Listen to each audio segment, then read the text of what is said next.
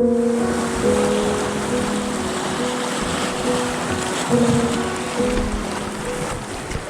it's not often that we start a video with a photograph, but it may be the end of the day, but it's not the end of the adventure, because tonight we are in the north of Okinawa, and tonight we're going to be going all the way over here. That is a peak up there, the other side of which is Cape Hedo, but we're going to go to the very tippy point of that land that you can see at the end, because the aim of tonight is I'm going to be shooting a time lapse, and it's going to be a time lapse looking all the way down across Okinawa, across the main island, and hopefully try and get a Milky Way as it passes over the island. And the reason that I'm doing that is because I'm going to be testing a particular filter that I brought with me, I hope. Yeah, here it is. This is the Prevent Light Pollution filter from Canik Optics, and what it purports to do is to reduce the amount of light pollution you get when you're shooting an area such as the island of Okinawa that is going to have the light pollution emanating up into the atmosphere. So that's the goal for tonight. Once this incredible sunset is done, which it hasn't quite finished yet, we're then going to jump into the car, drive up to Hedo, and then work our way up. It's about a 20-minute climb, vertical, up into the jungle. Hopefully we won't come across too much wildlife. Hiking all the gear up, and then hopefully we'll get into position, at which time I'll pick it up again. Now, the filming tonight is going to be with lights. There won't be a tremendous amount of filming. I will tell you where I am, what I'm doing, and the settings that I've got for my time-lapse. But then the larger part of this, or the second part of this video, is going to be how I then go about editing my time-lapse using LR Time-Lapse Pro. Okay, so awesome sauce. We're going to carry on with the sunset right now. And for the sunset, I've got an ND8 with a reverse 0.9 reverse filter. Reverse grad, and hoping to get a shutter. Well, I'm on a shutter about 2.5 seconds, ISO 160 at f8, and we've got some really nice colour in the clouds, really nice composition with all of these rocks here, and with it being white water, you get all of the soft water around the rocks here in the composition, which is pretty awesome. Up. We're at the top of the hill now. We did actually get a little bit lost on the way, but we got to where we needed to get to. Sitting pretty much on top of Okinawa, albeit in the very north of the island, very close to a place called Cape Hedo, which is one of the main tourist or attractions, as it were, geographically speaking.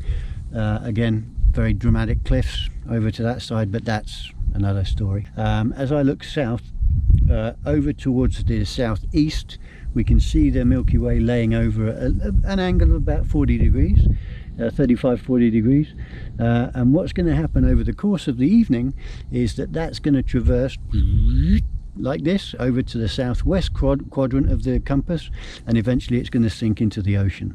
Okay, and what I'm aiming to do, I've got the Laowa 12mm lens fitted to my Canon EOS 5DSR, and what I'm hoping to do is I've got the composition sorted out, is just to, from a static viewpoint, is to see that passage of the Milky Way as it goes over Okinawa. Now, the object of this shoot isn't necessarily to shoot the Milky Way, although it's a very beautiful thing to shoot, but it's just to test the light pollution reduction filter from Canik Optics.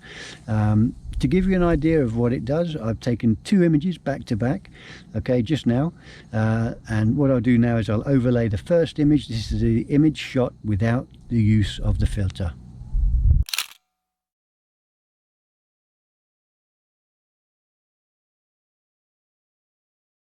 And secondly, this is the image shot with the filter in place.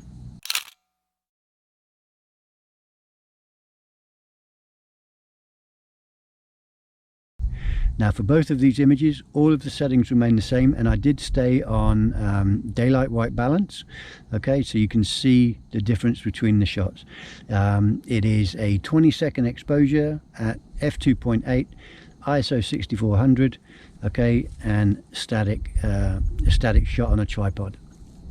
Now what I'm aiming to do is to film, like I said, or to shoot the time lapse, and then we'll pick it up tomorrow morning, because it's going to be difficult to film here during the night time when the time lapse is running, and there's also 2 other photographers up here, so I don't want to ruin their time lapses either. But what we will do in the morning, we're going to stay here until sunrise. We're going to shoot the sunrise, so I think they want to get some drone footage as well, so that'll be pretty cool.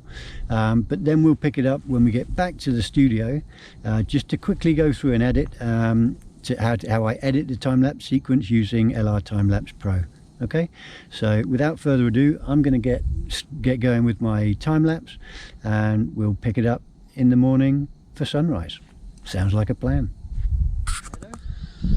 After a very successful time-lapse shoot, it's looking very, very awesome on the LCD, at least on the camera. So later on this morning we'll get home and I'll crack into seeing what we've got. Should be awesome. But check this out.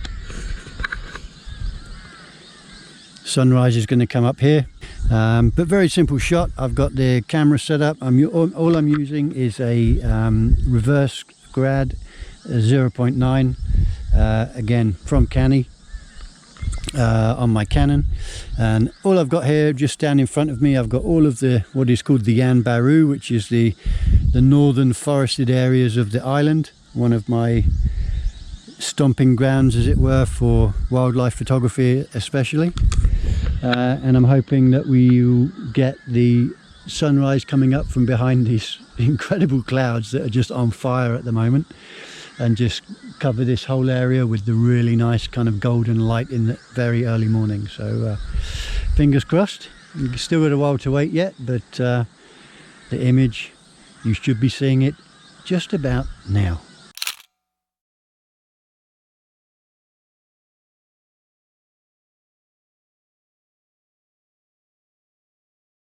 Over there, we're just in time to get the sunrise as it pops over the cliffs. I'm in a very precarious location. Here's my camera on top of this rock, and there we have Cape Hedo over here. You've got the sunrise is going to happen over there, and then you've got the whole expanse of the Yan Baru, the jungles of northern Okinawa, stretched out in front of us. And down here is just a little town of Hedo. But what an absolutely stunning location. Just fantastic. Well worth the trip to get up here in the middle of the night. As sweaty as we were, absolutely stunning. But I just can't get over those rays there. How cool is that?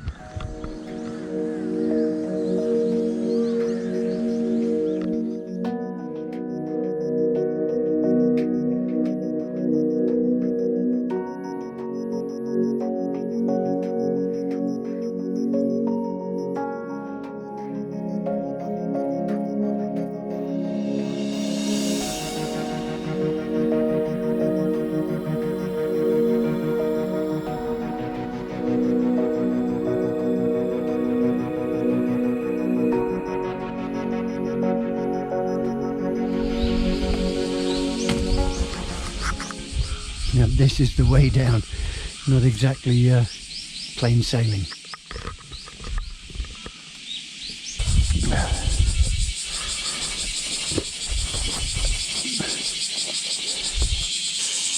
I much prefer walking uphill as opposed to downhill. Walking downhill, you're just loading your knees all the time. But listen to the nature all around.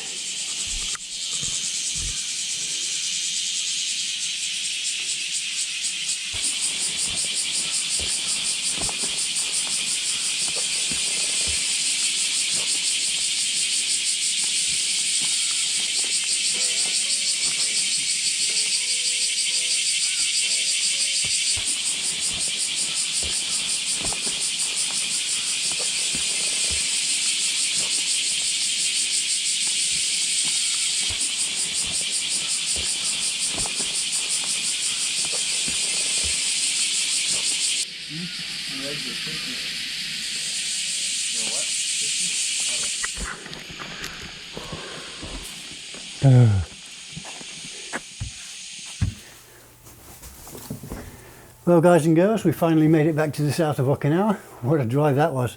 But anyway, like I said, I'm going to quickly go through the edit now to show you how I go about preparing my time-lapse sequences for presentation online or within a product, or if I'm going to be selling something to a client. In order to prepare time lapses, I use two software options. The first one is Adobe Lightroom, and then the leading time-lapse editing plugin for that is LR Time-Lapse Pro, which is this one here.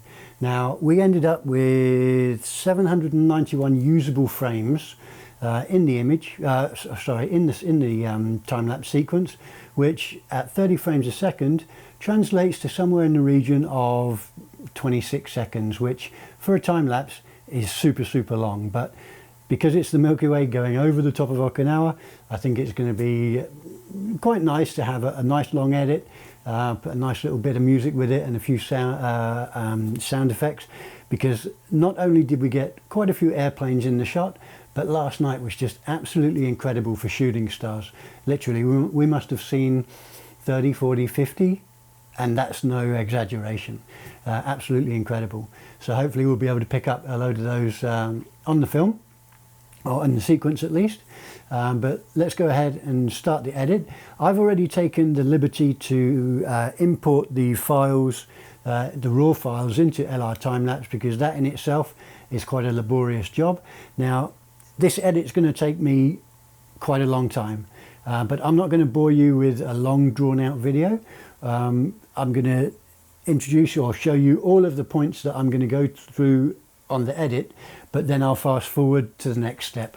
Okay, so I'll be editing, and every now and again I'll just start filming again when each step needs to be approached. Okay, so without further ado, let's jump on into LR Time-Lapse Pro and get the ball rolling.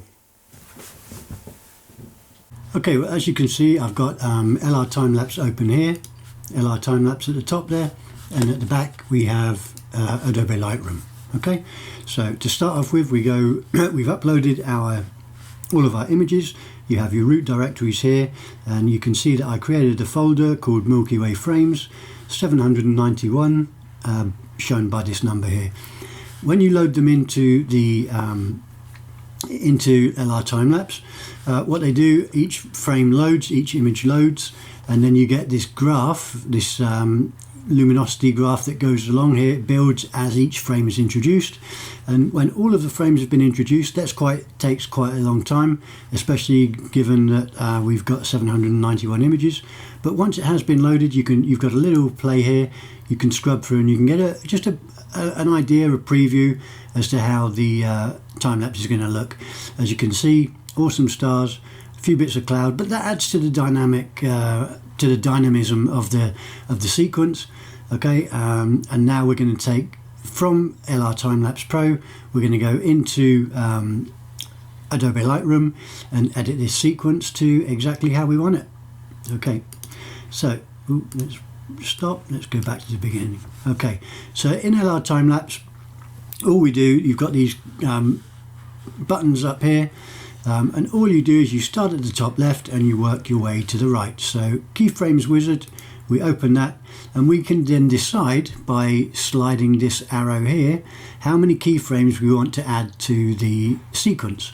Now, because I wasn't changing any ISO or shutter speed during this time lapse, I don't really need to have more than two keyframes, one at the beginning and one at the end. They are noted by these blue signs here, or these blue indicators here.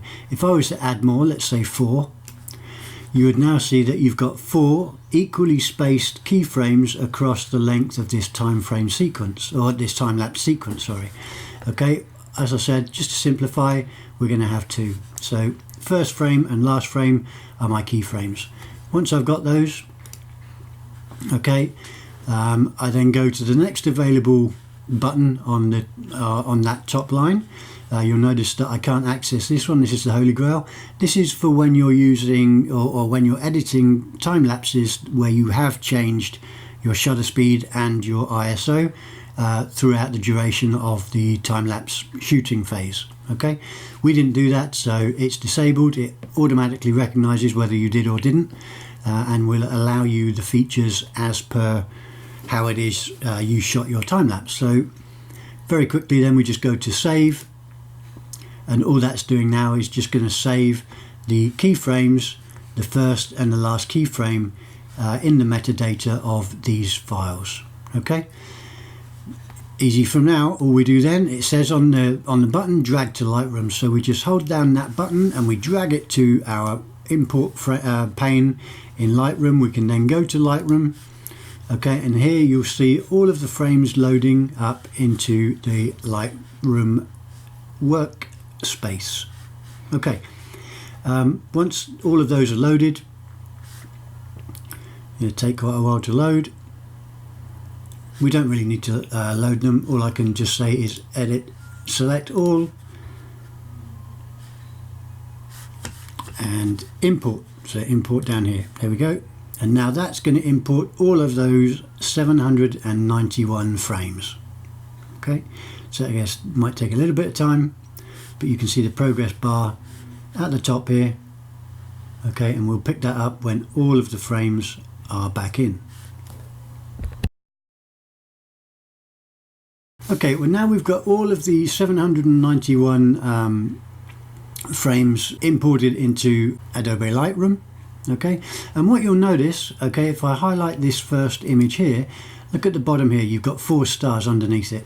Now any frame that you signify or that you allocate as being a keyframe will be indicated by these 4 stars here. Okay, now I need to go in and edit the keyframes, so all I need to do here is come down to the bottom, and you have your little filter operation here, so LR Timelapse 5 keyframes, click on that, and what we're going to get in our workspace now is just the 2 keyframes that we had at the beginning and at the end of that sequence.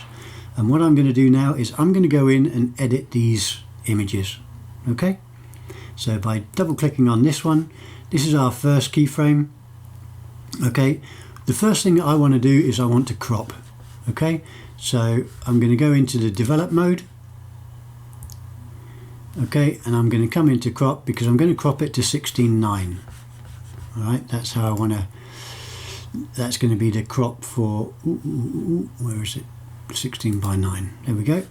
And so now all I need to do is just decide, I want to have that little bit of vegetation to link the 2 areas of vegetation. I'm not really losing too much at the top, so I'm happy with that. Okay, so I'm going to go ahead and select that crop, and then all I will do on this one, let's go settings, copy settings, and all I'm going to keep copied is the crop and the process version. Okay, so we copy that, and all I'm going to do then is I'm just going to skip through to the right to bring up my second keyframe, and all I'm going to do then is settings, paste settings. So that's just going to paste exactly the same crop onto that frame. Okay, let's now go back to our first keyframe by pushing the arrow back. Okay, and from here I can then edit this image exactly how I want it. Now this may take a short while, so I'll come back to you when I'm ready.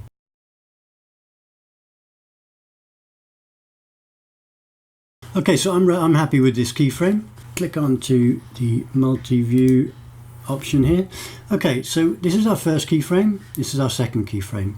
What I want to do now is I want to transfer equally the settings that I've just imposed on my first keyframe. I want to carry those across to my second keyframe. Now I don't want to have to remember all of the individual settings for all of the different sliders. So up here, quite simply, what I need to do first off is I need to select that second image. Okay, and on the top here we have a script. Okay, so LR1, LR Timelapse sync keyframe. So all I do is click on that.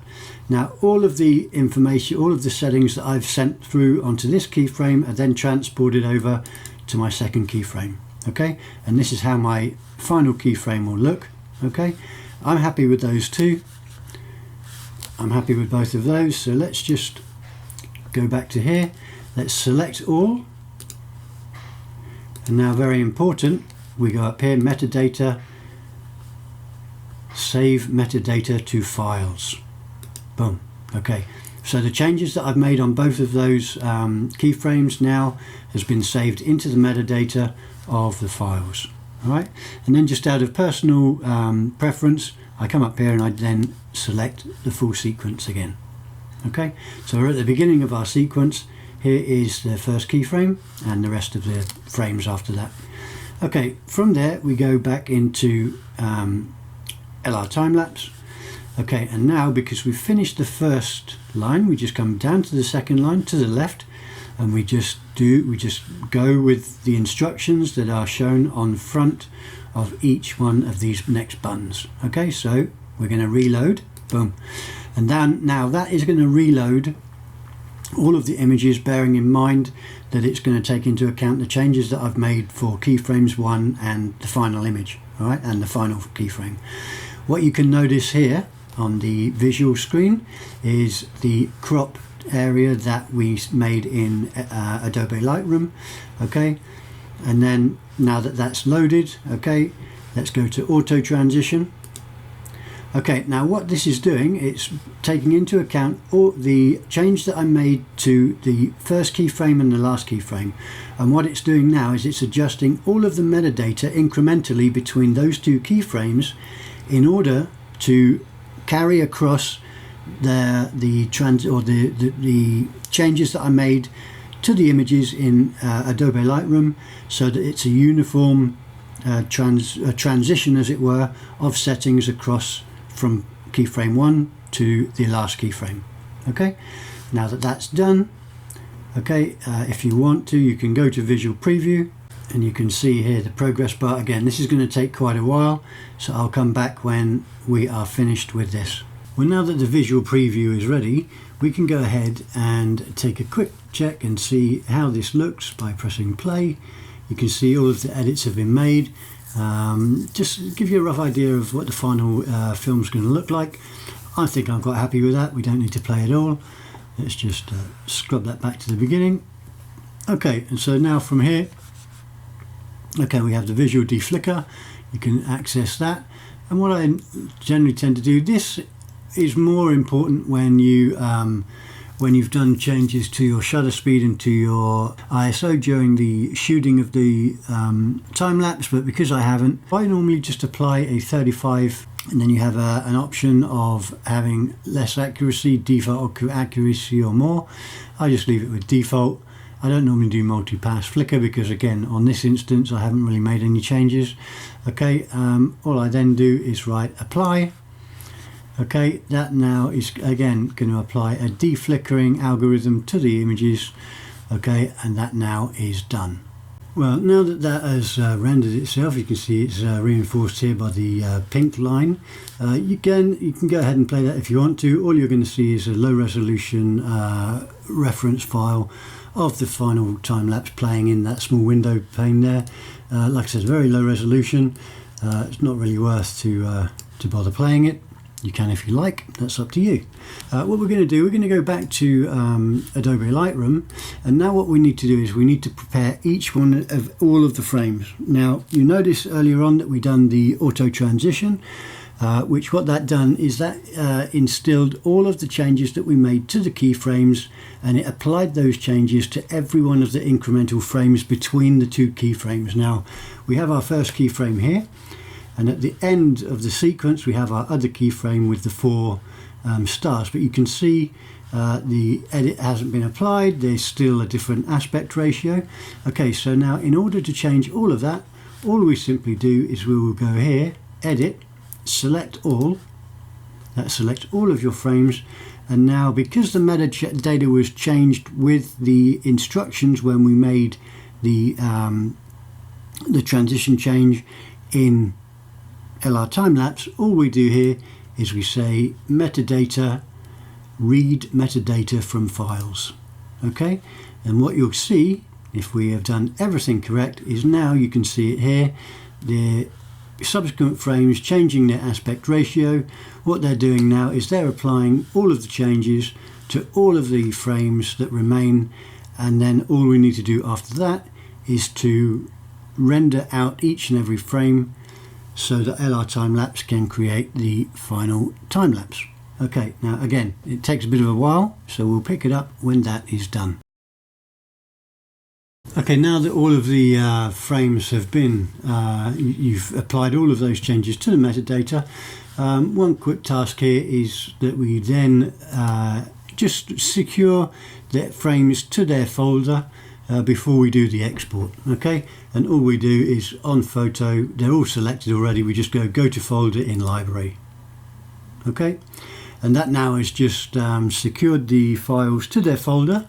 Okay, and from there we can go ahead and instruct Adobe Lightroom to export these frames as individual frames, but we need to tell it what the quality of those frames needs to be. Okay, and so it become more apparent with this next action.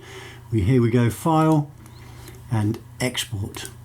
Okay, now when we get the export options, okay, for all of those files, we have an additional option here, like you normally have your Lightroom presets here.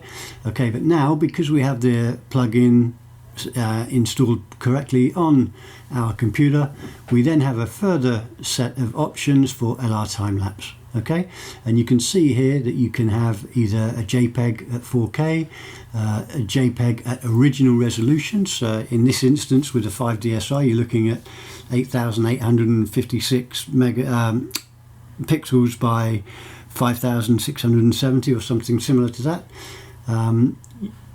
As a JPEG, TIFF, or however you want it. Here you can do TIFF 8-bit or TIFF 16-bit. Okay, I'm going to go for the highest resolution possible, okay, to make this as good as it can be. Okay, and then so I've gone to LR Time-Lapse Pro TIFF 16-bit. Okay, and then on this side, okay, you have output path, you have your destination for the output. If you want to change that, okay, we're going to go here and select. I'm going to go ahead and create a new location because this is for a different time-lapse to the one that I created previously, which was indicated in that previous destination folder. So Hello Milky, let's go ahead and make a new folder. Hello Milky time-lapse.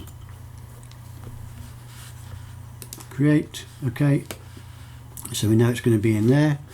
We can OK to secure that output path, and then we decide here what resolution we want to have that final product as. I'm going to go ahead and say 4K UHD. Okay, but you can see here, because I shot in with the 5DSR at the resolution I've got, I can go all the way up to 8K, or I can keep it as original, but that's up to personal preference. Okay, I'm going to say 4K UHD. Okay, intermediate file format. You can either have JPEG compressed or TIFF uncompressed, and 16-bit. This is going to be obviously is a huge file, but I want to have it the best resolution possible for this project. So again, here we go. And once all of these are, you've checked to make sure it's as you want to have it, you then go ahead and press export. Okay, and now it's going to, LR Lightroom is going to go ahead, check all of the images, make sure all of the aspect ratios are correct, and then one by one it's going to churn out these files to the folder that I've just elected. This process alone is going to take a couple of hours. Okay, so at this point I'm going to go ahead and let Adobe Lightroom do its thing. The only thing that's going to happen later on is that once all of these files have been prepared, it will automatically, and exported, it will automatically open up LR Time-Lapse Pro, and at that point it will just ask us to render the video, the final video, and you'll see when we do that stage, when we come back later on, that it will, that is just the final process. And if you can just check up here, look, it says exporting 791 photos basically for Milky Way frames. Okay, so like I said, that's going to take a long time, so we're going to go ahead and leave this for here for now, and we'll come back to it when it's ready.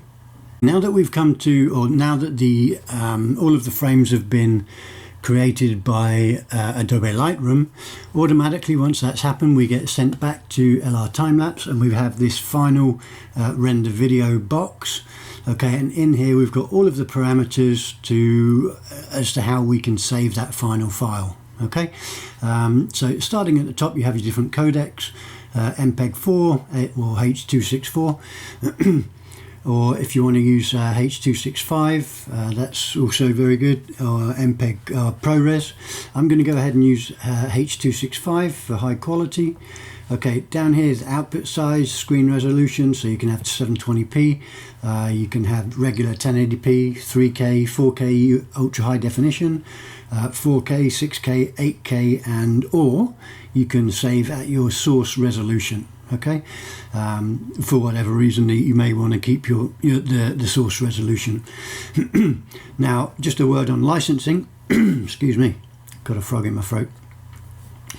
Just a word on licensing. If you have anything below the standard, or the standard license or below, you don't get the option for, I believe, 4K, 6K, 8K or source resolution. Okay, all you get are these top options here. I've got the Pro license, so I can select any one of these that I wish.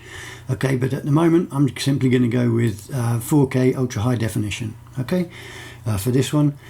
Frame rate, again, that all comes down when you plan your time lapse. You decide what is my frame rate going to be. That's going to then determine how many frames you need to shoot. I just went at it and just shot as many frames as possible. I didn't really go into too much planning with it, but if you wanted to shoot a higher frame rate than 30, say 48 frames a second, and then you would plan your shoot accordingly, and that would then determine on how many frames you need to shoot. That would determine the length of your physical shoot at the very start of your time-lapse endeavor. Okay, you can go for speed here, you can go fast or slow, however you want to do it. I'm going to go 1:1 default. Quality, then you have options here for low, medium, high, very high or ultra high. Quality options, low would probably be just for a screener, or for just an example that you would send to a client. Medium, high, very high and ultra high. I'm going to go for ultra high, try and get the best quality possible, and for color sampling I'm going to go 444, so all color sampling maxes out on the channels. Okay, with the gamut at wide. Over on the right hand side here you can force output to 16:9. You can add motion blur if you want to. I choose not to. I don't sharpen it. You can do if you want to. If you want to protect your work, you can do a copyright watermark overlay. This is just text. If you want to have an overlay title, if you want to have a timestamp overlay, you can do the same. Once everything's set and I'm happy with that, okay, here is your output file here, so it tells me where the file is going to go to. Okay, once I'm happy with everything, if I don't want to make any changes in the future with regards to these options here, I can just lock all of those, and I know that in the future I won't need to worry with any of this. All I then do is press down here, render video, and that now takes away the render box, and down here in the lower left hand corner you will see eventually you'll get the progress bar showing you the frames as they get built. Now again, this can be a quite lengthy process. Okay, so here you can see the frames being made. This is the final step. Once this happens, or once this is finalized, you get a little alarm, a ping, and then that means that your file is ready, and then you can use it, bring it into your editing software timeline and make the edit. So I'm going to go ahead and do that. I'm going to wait for that to happen. I'm going to jazz it up a bit with some sound effects, and you'll see exactly why. And so hopefully by the magic of science you won't have to wait that long, because this is the final sequence.